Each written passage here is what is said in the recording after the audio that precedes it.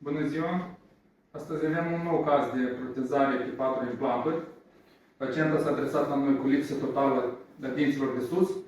Mulți ani la rând a purtat o proteză care nu îi mai satisface necesitățile și dorește să beneficieze de o dantură fixă pe implanturi.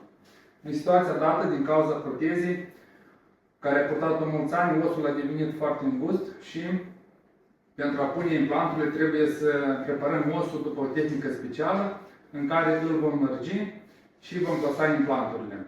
La final, pacienta va beneficia de o dantură fixă și cred că va fi mult mai confortabilă decât acea proteză mobilizabilă.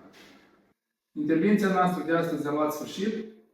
Pacientul a efectuat o radiografie de control pentru a verifica dacă totul este bine. Implanturile au obținut o stabilitate primară bună pentru a suporta dantura fixă.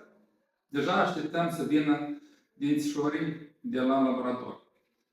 Dacă vă confruntați cu asemenea probleme, cu proteze vechi sau cu dinți mobili și doriți să schimbați înspre bine situația dumneavoastră, vă așteptăm cu drag la noi.